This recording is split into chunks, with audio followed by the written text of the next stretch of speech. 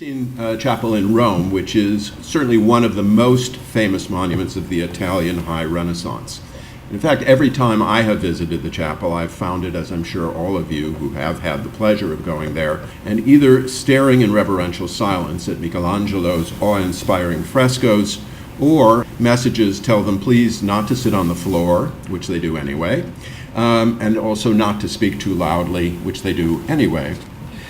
The images which adorn the altar wall of this chapel are so ingrained in our minds and in our culture that Michelangelo's representation, particularly of the creation of Adam, and the inspiring, in a literal sense almost, gesture of God, for example, are so familiar that they are easily exploited by marketing mavens, political satirists, Matt Groeningen, for those of you who are Simpson fans, and even a bar owner in New Jersey. Indeed, the Sistine Chapel's frescoes are almost universally accepted as part of what we call the central canon of Western art, and their creator, Michelangelo Buonarroti, has been accorded the status of aesthetic alchemist. The depth of what we might call the Michelangelo effect was made abundantly clear about 50 years ago, when, as some of you may recall, this rather charming but definitely unprepossessing fragment of a young archer was reattributed by a New York University professor to Michelangelo. And the whisper of the artist's name was enough to send the news media scurrying, created paroxysms of publicity. Nonetheless, the possibility that this admittedly quite awkwardly posed young boy may have come from the hand of the youthful Michelangelo actually altered the way in which it was seen. Closer to the subject of this evening's talk is the recent relighting of the Sistine Chapel. Now, I have to tell you that I have not seen the frescoes under the new lighting conditions. I do imagine, from the photographs in any case, that the change has been for the best, and they were very careful to balance these lights. Now, that said, a few voices were raised about the new lighting, mainly in respect to the loss of the changing effects of daylight on our perception of the frescoes, something which quite frankly has not really been a factor for almost 30 years. A much bigger ruckus was raised some 35 years ago now, it's hard for me to realize that, but by the now deceased Columbia University professor James Beck. Beck claimed that the cleaning of the Sistine ceiling, which had been going on since 1980, was resulting in an irreversible loss of a layer of pigment which had been applied by Michelangelo himself, a final glue glaze intended to soften strident colors and create carefully modulated interior modeling, the so-called ultima mano, or last touch. Not only new contours, but dazzling colors and brilliant passages of what is called color modeling. The way you create the sense of three-dimensional form is through what we call modeling, which is changes in value from light to dark. The furor which ensued was extraordinary by all standards. Forces were marshaled on both sides, and the battle was joined in the pages of the New York Review of Books and the studios of Nova. The question became whether what we are seeing now, or able to see, represents a flat, garish cartoon of the original, informed by what Beck called a Disney-educated sense of color, or the artist's true intentions, finally freed from the prison of time, as asserted by the late curator of the Vatican collections, Dr. Fabrizio Mancinelli, and Beck's New York University nemesis, Professor Kathleen Weil-Garris-Brandt. She actually has more names than that, but I'll stop with 4. From my perspective, having seen the chapel before and after the cleaning, I found the images on the vaults much easier to see and to read from the floor. Furthermore, objectively, though the revealed palette may not correspond to our inherited vision of Michelangelo as the sculptural painter, the colors which we now see, though daring, do not seem wildly out of character with what one might expect from an artist trained in the shop of the late 15th century Florentine painter Domenico Ghirlandaio. But perhaps even more to the point, though this debate may have had aesthetic import, it is something of a sideshow for what really interests me as an art historian, and that is how the images which we do have in the Sistine Chapel came into being, and how they function spiritually and politically in the context of a papal palatine, that is, palace chapel. What do they say about the concerns of both the patron, or patrons, because obviously several popes were involved in this, and the artists at the time of their creation, and what arguments do they put forward in dazzling, effective visual form about the place of the church in the world and in the process of salvation? So in order to address these questions, I've divided my talk up into three parts. First, we'll review the history of the chapel before Michelangelo, from the 13th through the mid-13th century through the mid-1480s, focusing on the current chapel and its initial program of decoration, as done by a group of Florentine and Umbrian painters. We'll see that on one dimension, this program will follow an older medieval model, but on another, it will make a very specific political statement about the place of the Pope as Christ's representative on earth and his role as the head of the universal church, a theme which will be echoed in Michelangelo's final contribution to the chapel. The second part, and the part which will occupy the majority of our time, will be a consideration of Michelangelo's initial and most extensive contribution to the chapel, the decoration of the ceiling proper, which was done between 1508 and 1512, under the papacy of Julius II. This task proved to be something of a trial for the artist, both physically and mentally. We know that Julius was not an easy person to work with, and at one point he actually went up on the scaffolding and threatened to throw Michelangelo off of it because he wasn't working fast enough for him. But it was a task at which Michelangelo certainly succeeded brilliantly. We'll examine the ceiling in some detail to see how it is structured, what visual vocabulary Michelangelo used, and how its contents actually reframed the earlier cycle by exploiting the geography of the chapel and putting forward arguments concerning the nature of time, human fallibility, and the promise of salvation through the church. Finally, we'll look at Michelangelo's last contribution to the chapel, the Last Judgment, a boundaryless image which closes the narrative of time and which reflects Michelangelo's spiritual humanism. It reprises the theme of papal supremacy, which first appears in the 1480s frescoes, and addresses the specific concerns of the papacy in Counter-Reformation Rome in the 1530s, a time of considerable stress. The Sistine Chapel was built between 1475 and 1481 by Pope Sixtus IV della Rovere on the foundations of the so-called Cappella Magna, a chapel which had been built by Pope Nicholas III at the very end of the 13th century in the core of the original papal palace complex. This is from a map from 1460 before the Sistine was built. Sixtus, a Franciscan, was a quite learned man. He wrote theological treatises and was responsible for the foundation of the Vatican Library. The construction of this new Palatine chapel by Sixtus was part of a larger building campaign undertaken by the Pope almost immediately after his election to the papal throne in 1471. Sixtus's earliest projects, such as the Ospedale, rebuilding of the Ospedale dello Santo Spirito, the rest, there it is, sorry.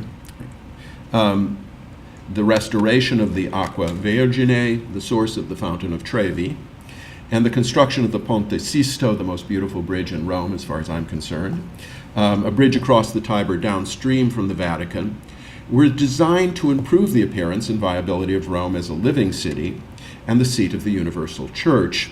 Some of these projects were also introduced, particularly the Ponte Sisto, in response to the need for a new bridge for a coming Jubilee.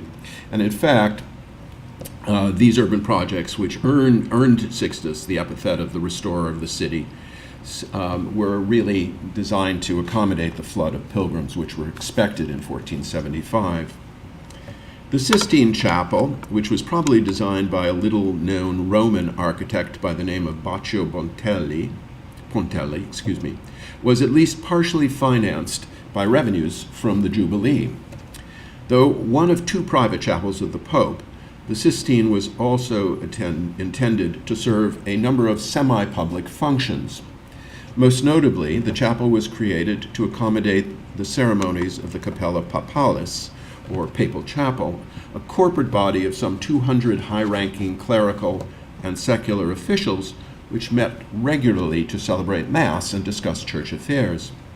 The space was also destined to serve as the site for future papal conclaves, that is, the meeting of the College of Cardinals, at which, I hardly need to say this to you guys, but anyway, the meeting of a College of Cardinals where a new pope is chosen, and for periodic displays of humanistically inspired sacred oratory during the celebration of the Mass. During certain specific feast days, they would have specially designed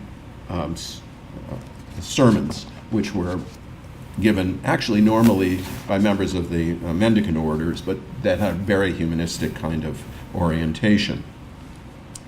Now, what is significant about these functions is that those who would normally have attended them would have been clergy, and in the case of regular meetings of the Capella Papalis and other special papal ceremonies, laity, who were not only powerful but also politically and theologically astute, men who had been able to understand and appreciate not just the splendor of this chapel, but also its subtle visual arguments. Measuring some 40 meters long by 13 and a half wide and 20 and a half high, the Sistine is by far the largest papal chapel in Rome. Its exterior is singularly unimpressive. From the outside, the building presents a forbidding fortress-like face. A simple brick and stone structure with machicolations surrounding its roofline. Light is let into the interior through a series of round-headed vertical windows just below the battlements. In marked contrast, however, to its Spartan military exterior, the chapel's interior is ablaze with color, created by a lavish program of frescoes which completely cover its walls and ceiling. The brilliance of these interior decorations invoke a splendor befitting a simulacrum of the temple, the house of God, and the pomp and ceremony of the papal court. Now, the space of the chapel was originally divided into two equal parts by an ornamented choir screen called the cancellata. This screen was moved, probably in the 16th century, to accommodate a new choir loft, and then again in the 19th century. But its original location is still reflected in the patterns of the intricately tiled floor. The eastern half of the chapel was open to the laity, while the western half, where the altar is located, was reserved for the Pope and the clergy. As elegant as the floor mosaics, throne, altar, and singing gallery may have been, it was, of course, the frescoes on the walls of Sixtus's chapel which gave it its greatest visual splendor in the 15th century. They not only formed a backdrop for the rituals which were performed in this sacred space, but also conveyed the history and mission of the Church and its divinely ordained leader, the Pope, on earth and in the hereafter. One of the main components in the 15th century program was two parallel fresco cycles. These two parallel fresco cycles depicting scenes from the life of Moses on the south wall and Jesus on the north. The two are bound together by mirroring tituli, or, can't see it here, but inscriptions, where in Latin inscriptions, where they absolutely mirror each other across the nave. To carry out this program, Sixtus commissioned a team of distinguished Quattrocento artists, including Botticelli,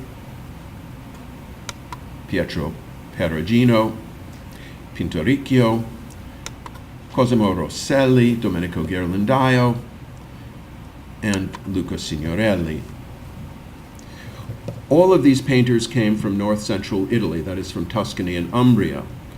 All had established reputations, and all worked in what can be described as a progressive style. He actually got recommendations from Lorenzo de' Medici as to who to hire to do this. In particular, they were adept at rendering complex narratives in a language of elegant naturalism that still revealed an individual touch. Botticelli, who nominally was in charge of the project, worked in a style which is distinguished by a visual animation, which derives from his signature attention to grace and to linear elan. Perugino, Ghirlandaio, and Rosselli were more prosaic, concerned with a careful description of space and a much more measured ritualistic narrative structure, while Signorelli was noted for his attention to anatomy. This particular group of painters was chosen, as I said, with the advice of Lorenzo de' Medici, not only because they could be counted on to tell the biblical stories in a clear and readable manner, but also because their participation made the chapel a showpiece of modern art and a testament to papal artistic discernment. In addition to the mosaic and Christological cycles, Sixtus commissioned a dado of fictive drapery beneath the narratives. It looks like gold and embroidered drapery, and on it you can see that there appears to be the papal coat of arms, the papal tiara, the cross keys, and then the coat of arms. Sixtus was a member of the Della Rovere family, so you have the arms of the Della Rovere family, which is the oak tree that you see down below. These are from Peter through Marcellus, the last pre-Constantinian pontiff, and these were painted mainly by Botticelli. This gallery is located between the clear story windows. This is a kind of showing you how both the fictive and the real architecture interact in this inside the chapel. Excuse me. And finally, Sixtus engaged Perugino to paint a frescoed altarpiece on the western wall. That's the altar wall, depicting the Pope kneeling in adoration of the assumed Virgin, a subject which was determined by the chapel's dedication to the Assunta. And in fact, the Sistine was formally dedicated on August 15th, 1483, the Feast of the Assumption. The decision to pair Old and New Testament cycles had ample theological and visual precedent. On the most rudimentary level, this linking of the two narratives was based on the interpretive principle underlying Paul's constant citation of Old Testament antitypes and the incarnation as a revelation of the prophecies. Now the righteousness of God without the law is manifest, being witnessed by the law and the prophets, a relationship which is most clearly enunciated by St. Augustine in The City of God, quote, "The Old Testament is nothing but the new covered with a veil, and the new nothing but the old unveiled." It was in fact in this spirit that Old and New Testament cycles were juxtaposed in the now lost mosaics which once lined the nave of Old St. Peter's. Although the characterization of Moses as a typus Christi has an ancient pedigree going back at least to Paul's epistles to the Hebrews, there is no medieval or early Renaissance precedent for as extensive a typological cycle as the one which appears in the chapel. And by typology, we're seeing Moses as an antitype, A-N-T-E, not A-N-T-I, antitype for Christ. There's no precedent for one as large as one sees here. Now, given this anomalous situation, art historian Leopold Ettlinger proposed a political motive for Sixtus's program. Most medieval representations of the life of Moses place their greatest emphasis on his miracles. And although certain miraculous events, such as the burning bush, which you see in the upper left-hand corner here, the drowning of Pharaoh's army, and of course the greatest miracle, the reception of the laws upon Mount Sinai, are included in the Sistine Chapel. And here I just want to step aside for 1 second to give you a joke, to tell you a joke. And it's a visual joke. If you look along the bottom of this fresco, you'll see something very strange. There's a little puppy on the right-hand side who is actually coming over the frame of the fresco into ours. That puppy reappears in all of the frescoes that Cosimo Rosselli does, and some have suggested it must be his pet puppy. And it's often, people have it in their coat, and it's driving along begging for food. But there's another joke here, and that is that Rosselli has in sense left behind a kind of metonymic signature.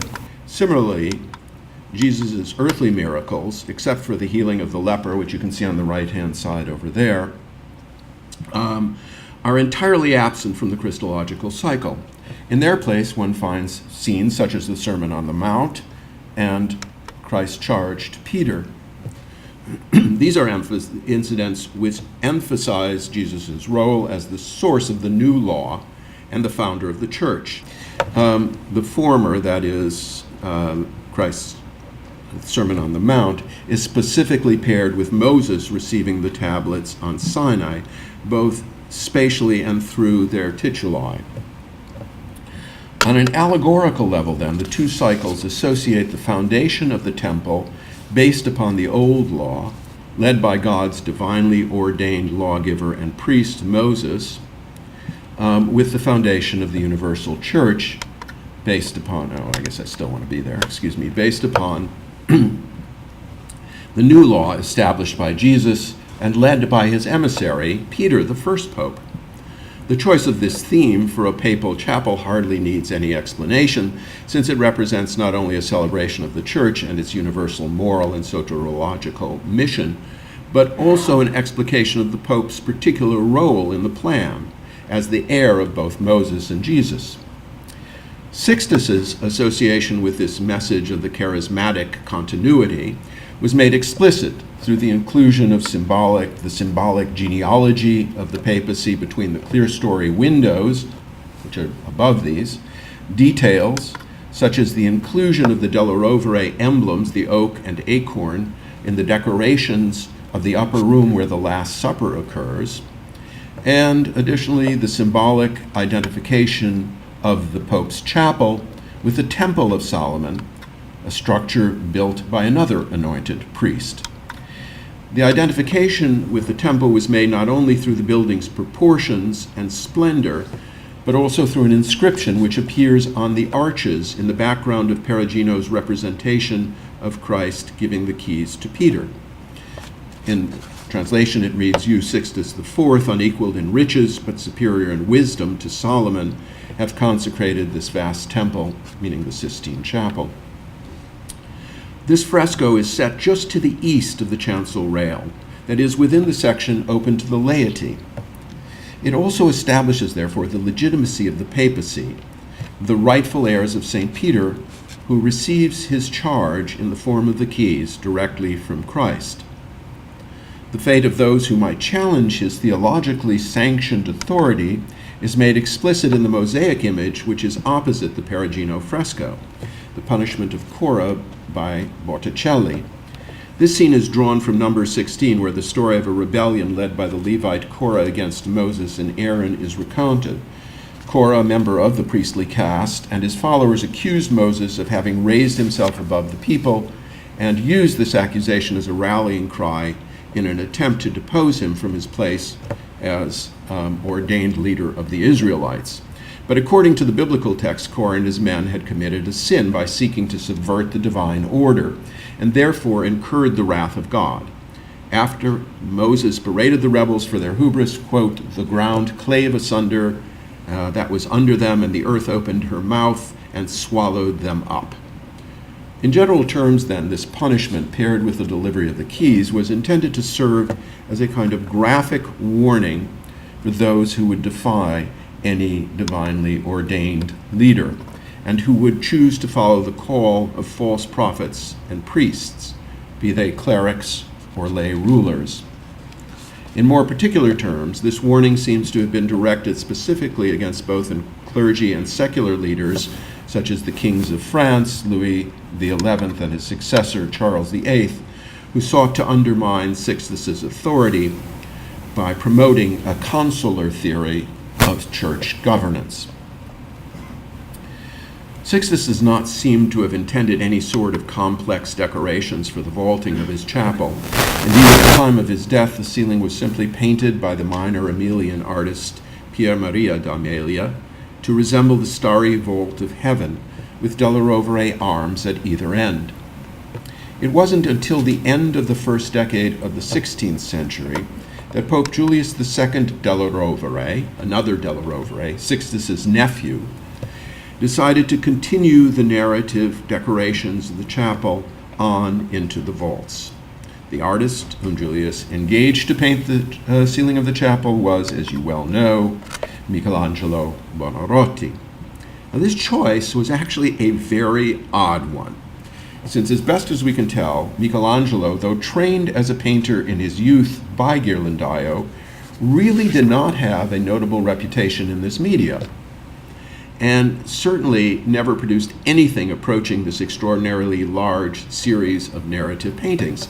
In fact, immediately before his employment in this monumental undertaking, Michelangelo had been engaged in a number of more or less successful sculptural projects, the Julius Tomb, the colossal statue of David, and a series of apostles for Florence Cathedral, and he was involved in one aborted fresco commission, a battle scene for the Sala Grande in the town hall in Florence, where he was actually in competition with Leonardo. Thus, when he was given the commission, nothing really indicated that he was an artist prepared for the daunting task of painting the 12,000 square feet of the vaults and upper walls of the chapel. 12,000 square feet. We know that Michelangelo was conscious of his lack of preparation and resisted the commission with all his will. As evidence of his sense of frustration at having to become the Pope's painter rather than his sculptor, once Michelangelo finally did relent and undertook the Herculean task, he complained bitterly about it. His distress is most eloquently and humorously expressed in a famous sonnet, which I passed out to you, addressed to his friend Giovanni da Pistoia. I've got myself a goiter from this strain, my beard towards heaven. I feel the back of my brain upon my neck. I grow the breast of a harpy. My brush above my face continually makes it a splendid floor by dripping down, and I'm bending like a Syrian bow. Giovanni, come to the rescue of my dead painting now and of my honor. I'm not in a good place, and I'm no painter. However, despite these doubts, and at least one technical false start, Michelangelo went on to create what is acknowledged as one of the masterpieces of Western art. Now, to carry out his task, Michelangelo invented a cantilevered scaffolding, which allowed him to paint the vaults and upper portions of the walls without actually encumbering the space below. And this meant that, as the illustration which accompanied his sonnet showed, he was actually able to paint standing upright, not lying on his back the way Charlton Heston does in The Agony and the Ecstasy.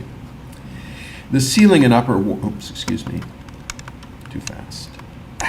There we go. Sorry. The ceiling and upper walls, almost all of which was painted by his own hand. He began actually with a group of artists assisting him, but he quickly sent them all away. Okay, I mean, after he'd done maybe less than a third of the ceiling, he essentially took it all over on his own.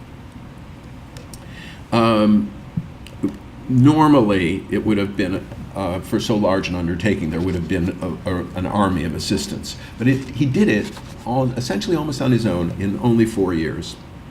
It was an art, and you have to remember, you can't really paint in the winter time because the plaster doesn't dry properly and all kinds of horrible things happen. It was an arduous task by all measures, one which took its toll on the artist. He reported in a letter written after he had completed the ceiling that the process of painting over his head in dim light and close quarters had at least temporarily damaged his eyesight. And still, when the vaults were finally unveiled on All Hallows Eve, 1512, the ceiling was universally praised as a masterpiece. Now, we know from Renaissance sources that the original program of the ceiling was not what Michelangelo ultimately painted. About a decade after he had completed the ceiling, the artist wrote a letter to a friend in which he claimed that Julius had originally wanted him to paint the 12 apostles on the ceiling, but that he had objected, telling the pontiff that this would be, quote, a poor thing, punning on the poverty of the apostles, at which point he, Michelangelo, was allowed to paint whatever he wished upon the vaults. Now, this claim is clearly an exaggeration. It is very unlikely that an artist, even one as celebrated and inspired and as first in Dante, for example, as Michelangelo was, the idea that they would have been given complete freedom to invent the program for one of the most important papal ceremonial spaces in Rome is really beyond belief. And in fact, we probably was actually the prior general of the Augustinian order, a man by the name of Giles of Viterbo, who was the author. I think that that's probably correct. But in any case, given this caveat, however, a careful analysis of Michelangelo's design process, which we know from various drawings, I'm showing you this. This is the first plan where he's putting the little apostles down below, and he's divided the ceiling up into this whole series of a la antique geometric shapes with a lot of ornament around them. He then goes on to draw it with beginning to expand the central spine of the ceiling. As you can see there, now we get these enormous octagonal spaces with littler spaces between them. And then finally he comes to the system which we see right now.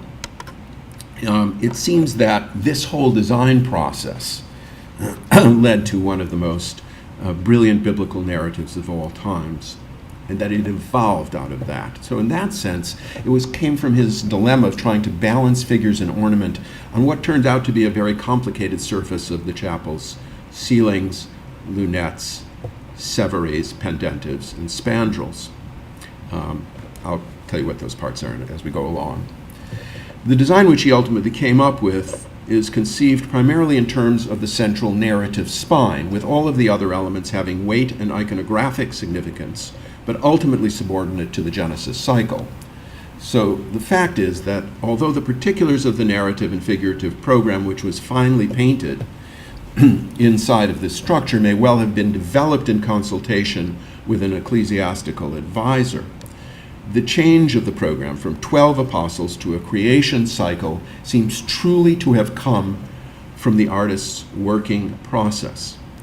Furthermore, whatever the nature of the written or spoken program which may have been given to him to paint upon the vaults, it was ultimately Michelangelo's genius which translated these ideas into something more concrete, the extraordinary vision which survives today. The architectural and conceptual armature which the artist created is not a simple one. He constructed the illusion of a complex architecture of stone ribs and buttresses, which he then filled with what appeared to be sculpted and living actors.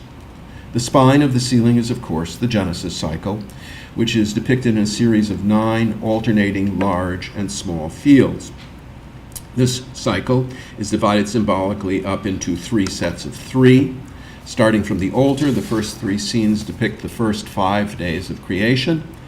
The next 3 treat the entry of man and woman into the world and their fall from grace, while the last 3 tell the story of Noah, his salvation, and finally his sin. Flanking the smaller fields are painted bronze medallions with Old Testament scenes which have been interpreted as allegories of the 10 Commandments. These medallions, which have 5 slits cut into their perimeters, like the 5 wounds of Christ, are supported by bands of cloth, which appear to be held by muscular Apollonian youths, which may actually represent wingless angels.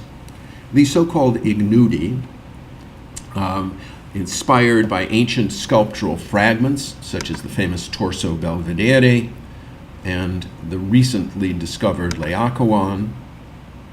These are seated on stone plinths, which protrude out from the crossing ribs. In their clear classical antecedents, these figures illustrate the reconciliation of ancient and Christian cultures which prevailed in early modern Rome. Each of the twisting and turning young men is unique. Some of them sit upon large or bear large sacks filled with oak leaves and acorns, which sometimes spill over into the historiated fields beside them. The leaves and fruits of the oak are included as the signature of the patron, Julius della Rovere, because his family emblem, remember, was, as we saw in the fictive brocades, is the oak tree. And we also saw it in The Last Supper by Cosimo Rosselli. The oak and acorns are also a Virgilian symbol of a new golden age, a period of peace and stability, which was supposed to be ushered in by Julius II. At the next level down, beneath the medallions and at the ends of the vaulting in the spandrels, which are those triangular spaces where you can see the large seated figures, are seated figures of Old Testament prophets and sibyls. Sibyls are ancient seeresses whose prophetic statements foretold the coming of the Messiah. These inspired figures were capable of reading the signs of God's plan as it was written in the history of the world, from the moment of its creation to the time of its fulfillment in the coming of Christ. And as such, they and their prophecies served as mediators between the events of the vault, the narratives of the walls, and the ever-repeating ritual performed in the sanctuary below. The inclusion of the pagan sibyls, who had undergone a sort of revival in the 15th century under the influence of humanistic desire to rationalize Christian theology and ancient literature, they were chosen to demonstrate the universal reach of God's prophetic plan. For they not only represent the propagation of God's word in the pagan world of the Gentiles, but they were also associated with specific geographic regions, symbolizing the universality of the message.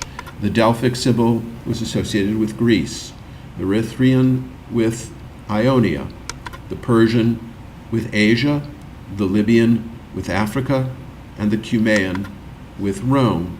And it was not accidental, by the way, that the last of these, the Cumaean, is placed beside the creation of Eve from the side of Adam, a scene which, as we'll see very shortly, symbolically alludes to the creation of the church from the new Adam, Christ. And the Cumaean Sibyl is associated with Rome, and Rome was seen as the seat of the universal church. Each of the prophets and sibyls is accompanied by a pair of genii who embody their special gifts. Between the prophets and sibyls, painted over the windows in the lunettes and severies created by the crossing vaults, are the ancestors of Jesus, so-called, these are the severies here, a so-called tree of Jesse. These uncomfortable figures, caught in moments of suspended attendance, bridge the historic gap between Moses and Christ, the protagonists of the wall frescoes. Finally, in the corner pendentives are four typologically significant Old Testament scenes which demonstrate God's active intervention on behalf of his chosen people. David and Goliath and Judith and Holofernes, scenes which are typically read as symbolizing the triumph of humility over pride, are located above the entrance. And the punishment of Haman from the story of Esther, and Moses and the brazen serpent, a scene omitted from the Moses cycle below, are by the altar. These last two scenes, the punishment of Haman, where it shows him being crucified, and Moses with the brazen serpent, flank the site of the celebration of the Mass, symbolizing the salvific power of Christ's sacrifice upon the cross, and the Eucharistic Mass, which is performed below. We know that Michelangelo began painting near the entrance, beginning first with the Deluge, which may seem a little bit odd, but that's what he did. Probably because it lent itself to a compositional structure which was similar to what he had devised for the abandoned battle scene in Florence. Next, he painted the drunkenness of Noah, then the sacrifice of Noah, and after that he proceeded on towards the altar. As he progressed, Michelangelo learned more about how to tell the stories over the vast distance from vault to floor. In the narrative scenes, the figures become larger and details reduced. His method of painting also becomes freer and less dependent on full-scale preliminary drawings or cartoons. This process of enlargement, both in terms of size and breadth of action, can be seen in comparison of the first prophet painted, Zechariah, located over the entrance wall, with the last one, Jonah, placed over the altar. And I just would say, look at how they fill the space of the spandrel and overlap, in the case of Jonah, completely overlap the edges of his throne. Also the dynamism of his movement in comparison to the figure of Zechariah, which is essentially planar and well contained within his throne. This is the movement from the beginning to the end of this cycle. Each of these prophets and sibyls is represented as a unique character. Each reflects a different concept of inspiration. From the brooding, melancholic Jeremiah, who glowers down upon the papal throne, a portrait of the tempestuous Pope Julius II himself, to the wide-eyed, youthful Delphic Sibyl, who turns from her ancient scroll to gaze towards the altar, the site of the fulfillment of her prophecies. However, as extraordinary as these individuals' figures may be, it is the brilliantly telegraphic Genesis narratives that demonstrate Michelangelo's extraordinary ability to convey not only the contents of the biblical texts, but also more fundamental truths about the divine order and mankind's place within it, with a separation of light and dark, an image in which God seems to emerge from the swirling clouds to which he is about to give shape and form. This is the only scene in the vaults which is rendered in a completely visionary fashion, that is, as though seen from below. The other ones are seen, looked at as though you were a painting on the wall and you were looking at it on. This one is, as you can see, foreshortened as though you're looking up into it. The effect would certainly have encouraged the priests celebrating Mass directly below the scene to identify the mystery of God's creative power as the ultimate source of the mystery of the transubstantiated host, which he holds up below. The next field of the three, which contains two distinct events. Its exact subject has been a matter of some debate. On the right side, we see God with his arms outstretched, rushing forward as he thrusts the newly created sun and moon into the sky on the fourth day of creation. The significance of this act, which brings life-giving light to the world, is made explicit through the four figures which peer out from the folds of God's billowing cloak.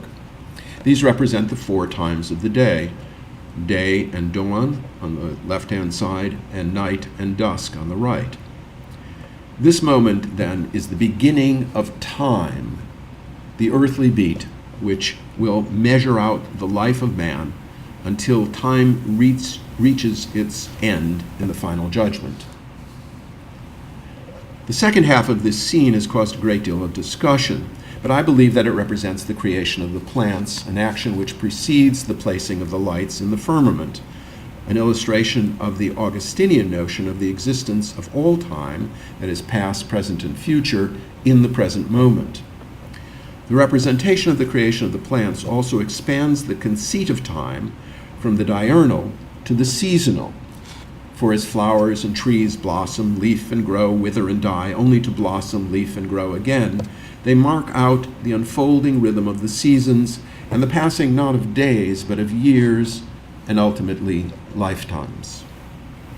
It's not accidental that these two scenes have been combined here, for the pose of God first rushing forward and then wheeling and rushing away from us, showing us, by the way, his nether parts, creates a temporal, and it is what it looks like, creates a temporal dimension within the field itself, engaging the viewer both as a witness to the inception of time and through the sense of motion, its very passage, because it's only through change that we actually measure and feel time.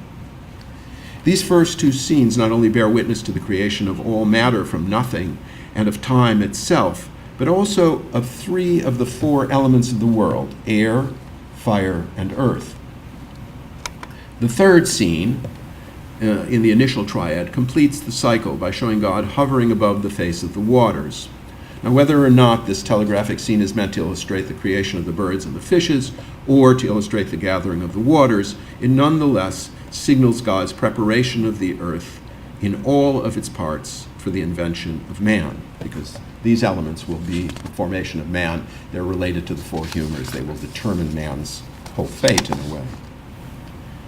The second triad, which spans the space between the Sancta Sanctorum of the choir and the area of the laity, is dedicated to the tragedy of man and woman's creation in perfect innocence and subsequent fall through temptation. In the scene of the creation of Adam, an even more turbulent God rushes in from the right like an ancient wind god, a stunning storm of energy surrounded by genii and angels. God's cloak billows out above him like the vault of heaven itself. His hair and beard stream out behind him, blown by the divine wind of his own creative force. We are never allowed to witness its completion. It is probably this detail which inspired Michelangelo's 16th century biographer Giorgio Vasari's Epidictic claim that whatever Michelangelo touches with his divine hand is given eternal life. The implications of the inspiration of Adam, however, do not end here, for nestled under God's left arm, in the safety of his embrace, is a young woman, and beyond her, clutching her leg, a young boy whose right shoulder is touched by the left hand of God. Who are these figures? Are they Eve and her chosen child Abel? Or are they perhaps the Virgin, or Wisdom, or Ecclesia? And the young boy, is this Jesus, God's only Son? In other words, is the drama of the fall, of salvation and redemption, thus already present at the very moment of creation? This is a mystery which still remains to be resolved. The creation of Eve occupies the very center of the vaulting, summoning the first woman from the side of a much diminished sleeping Adam, who leans against a withered stump. And this creation requires much less energy from the omnipotent deity. Eve's entry into the world is fraught with meaning. It has been interpreted as marking the entry of sin into the world. But paradoxically, it has also been read as an allegorical foreshadowing of God's creation of Ecclesia, the church, the agent which will allow mankind to erase that sin. As Eve issues forth from the side of Adam, so the church comes forth in the sacramental blood and water which issued from the wound in the side of the crucified Christ. Paradoxically, Eve, the first woman, was also seen as both the antithesis and the typological antitype with an E of the Virgin, as a woman stained and a woman pure. The placement of this particular scene at the center of the chapel over the choir screen, which separated the laity from the clergy, was certainly not accidental. It was a reminder of the dedication of the chapel to the assumed Virgin, and a declaration of the thematic and literal centrality of the Virgin in the universal church in the process of sin and redemption, one of the principal themes of the 15th century program as well.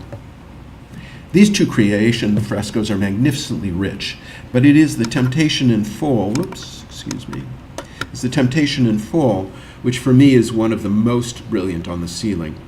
Here in a single field with a minimum of detail, Michelangelo constructs an extraordinary statement, not simply about sin and its consequences, but also about the nature of divine justice and its implications for the human condition. On the left side, Adam and Eve reside in paradise, a kingdom of eternal life, but within which there is also a withered branch, as there was in the creation of Eve. Despite this harbinger of death, as Michelangelo's composition tells us, paradise is still a place of safety. The land rises up, and the branches of the tree of life arch downward to embrace the wayward couple, even as they engage in their forbidden act.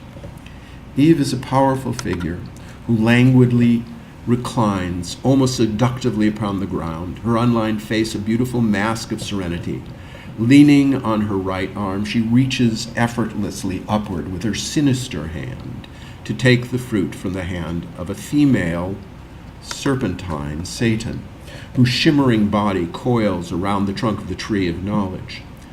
The representation of Satan as part woman and part serpent is not at all unusual. It reflects both the biblical punishment which will be meted out to Satan for his treachery and the tradition that he took on the form of a woman so as to better beguile the trusting Eve. In an unusual iconographic invention, Michelangelo depicts Adam not as a passive participant who simply accepts the forbidden fruit from his helpmate, as the biblical text recounts, but as an active sinner. Adam stands beside Eve, grasping a branch of the tree with his left hand, while presumably plucking a piece of fruit with his right. To clarify the sinful nature of Adam's actions, Michelangelo has cast his protagonist's face into shadow, possibly suggesting that the first man is as culpable as the first woman. The tree, which is central to the story of the fall, also serves the compositional function of separating the temptation and the expulsion. Its location at the edge of paradise makes it a visual and symbolic divider between the state of blissful ignorance and guilty self-knowledge. In serial fashion, as we continue to read the fresco from left to right, entering once again into the realm of time, we move to the right of the tree and encounter the angel of the Lord brandishing the sword of judgment. the arm of the Lord and the guardian of paradise. Adam and Eve, cast out of Eden, now seem somewhat diminished. Adam tries to fend off the angel's sword, which actually touches his neck as he walks reluctantly to the right. His face, which is turned away from us, from paradise, a mask of anguish. Eve, in contrast, closes in upon herself, a figure of shame and despair, quite different from the luxuriant woman who accepted the forbidden fruit from Satan. These two figures then embody a range of human emotional reactions to the tragedy of this event and the profound changes which their actions have visited upon all mankind. Their mortality now is fully visible in the lines which now appear upon their faces. There were no lines on their faces in paradise. Time, one of the main themes of the chapel, now has meaning for them and for all who will follow after. But Michelangelo makes this tale even more poignant by utilizing the setting as a means of reinforcing the significance of the loss of innocence. In contrast to the embracing landscape of paradise, beyond its gates lies a barren world, a flat and unarticulated land. Adam and Eve are now consigned to a void, banished to a world without protection, a world in which, ironically, they have the gift of self-knowledge, but also the curse of uncertainty and suffering. Michelangelo expresses this remarkable existential observation through a very simple device, the device of emptiness, for there are no markers on the path which Adam and Eve must now traverse. The ceiling ends with the story of Noah, and we unfortunately don't have time to examine it in any detail. Suffice it to say that it too begins with the possibility of a return to a prelapsarian purity. Noah is cast into a priestly role as he leads his family in a ritual Holocaust sacrifice, a ceremony which will of course be supplanted by the sacrifice of Christ upon the cross. Noah's sacrifice is an Old Testament precursor not only for Christ's, but perhaps equally significantly for the celebration of the Mass itself, a liturgical ritual which is the special province of the Church and its priesthood, and which was and is still performed in the chapel below. It is Noah's adherence to God's laws which identify him as the last pious man in a world of corruption, and they are what lead to a salvation through the ark. In the next scene, through the flood, all of mankind, men and women, young and old, are cleansed from the earth, leaving only the righteous Noah and his family to find salvation in the ark. The figures huddling beneath a makeshift tent and floundering on the boat in the middle ground are tellingly contrasted with the solid forms of the ark, which floats closed and secure in the deep background. In its form, the ark, a traditional symbol of the church, resembles the very room in which the frescoes appear. Notably, one anachronistic detail is included in this scene, for visible in the window at the top of the ark is the dove, whose flight will signal the end of God's wrath. This is a hopeful sign and an emblem of the Holy Spirit which gives hope to the world. But even as Noah is given his last chance, his chance to enter a cleansed world as a new Adam, he too, like his predecessors, will fall. His choice and that of his son Ham, in essence, repeat the cycle of sin brought about through human fallibility, a cycle of suffering which can only be broken through Christ's sacrifice and then through the final judgment. The addition of the Genesis scene and the accompanying prophets, sibyls, and ancestors of Christ to the Christological and Mosaic cycles on the walls actually recontextualize the latter by shifting them from the realm of a kind of medieval typological and political argument into a more universal statement about God's plan and man's place in the world from the moment of creation. Expanded in this manner, the interior of the chapel now became a sophisticated, layered, visual sermon about the nature of mortality, original sin, and the salvational role of the universal church under the guidance of the Pope, which begins with creation and extends forward into the time of the living occupants of the chapel, who, like Christ's ancestors, as Esther Dotson has shown, are travelers on a journey to the city of God, which will only end with the end of earthly time.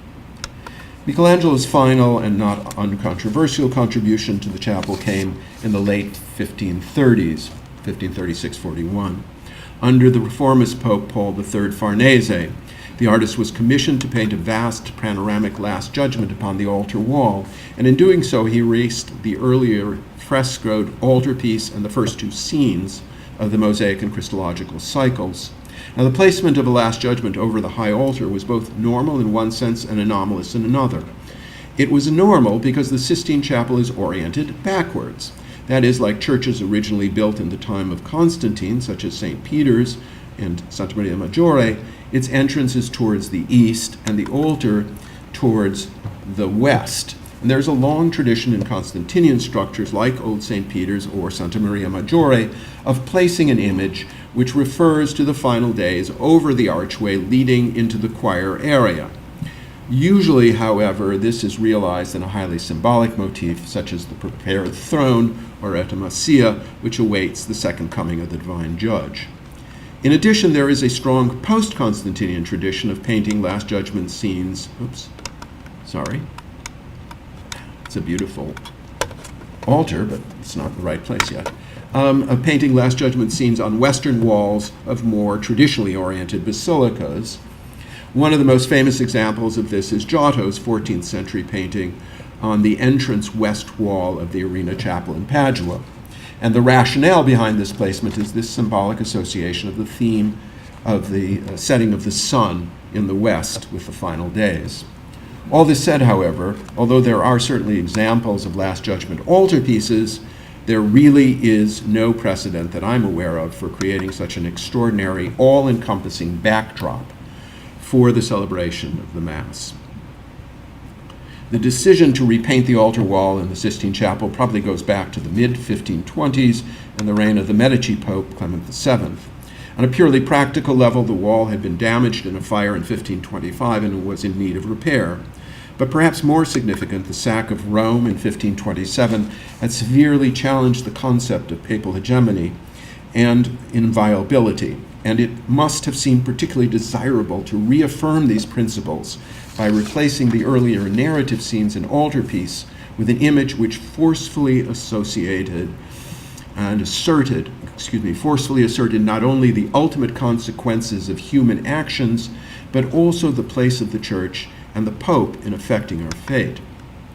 The project was probably not actually begun until 1534, and it took almost 7 years to complete. In its final form, there is no doubt that pious worshiper and casual visual visitor alike would have been impressed by such a monumental graphic illustration of what was at stake in the battle between orthodoxy and heresy, encapsulated in the conflict between the Church and its antagonists, the Protestant reformers.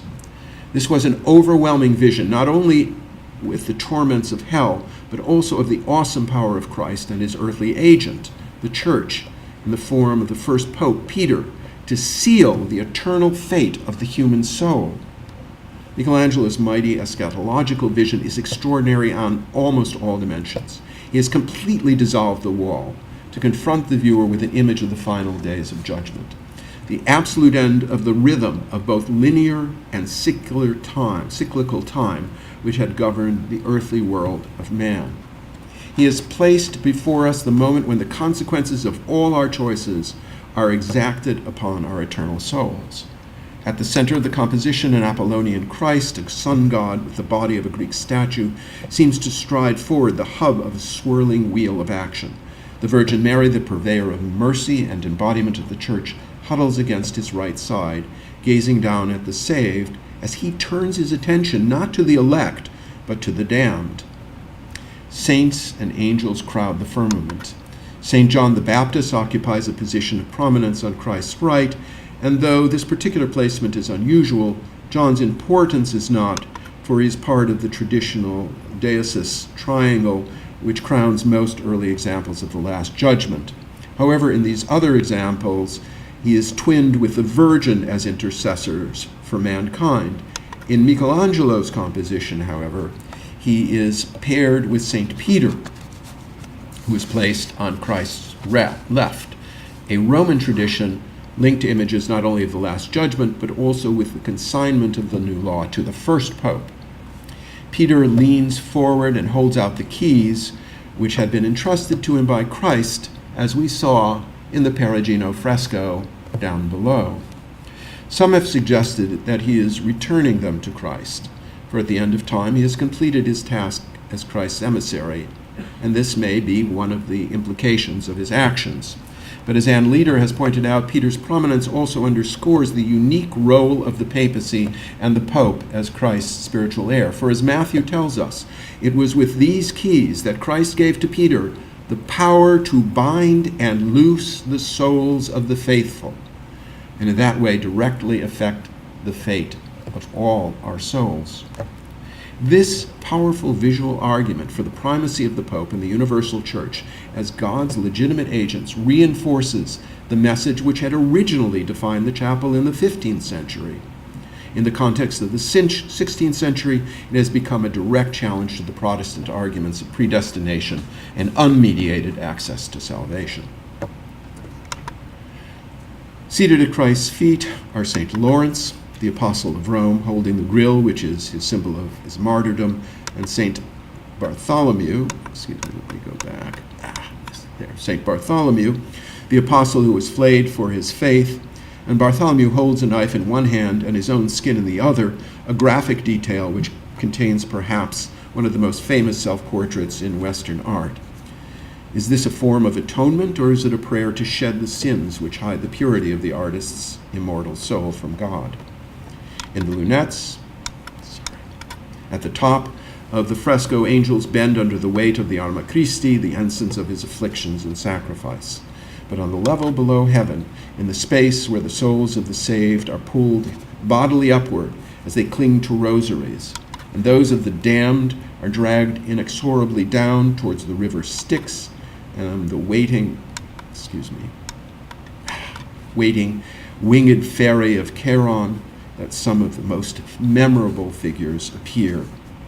Here at the base of this enormous soteriological vision, skeletons emerge from the earth to take on their fleshly garments, while others, the already damned, are driven from Charon's bark to be judged not by Christ, for their fate has already been sealed, but by Minos, who determines their place in the infernal regions of hell through the coils of his serpentine tail. Ironically, in the very center of the lowest strata of this fresco, immediately behind the altar, a backdrop for the life-giving rite of the Eucharist, is the maw of hell itself. Here, the worshiper in Nuce is offered a clear choice between salvation through the church or damnation through heresy and sin. Can the outcome be in doubt?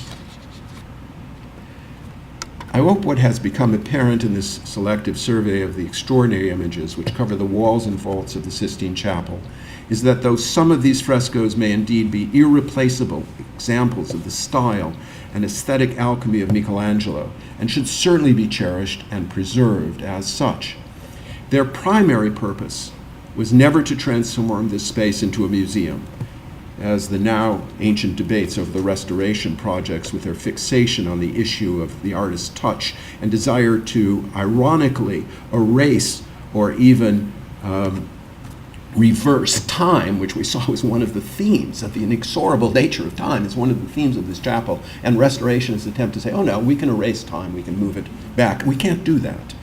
These seem to suggest that there's a kind of fixation on the artist as creator.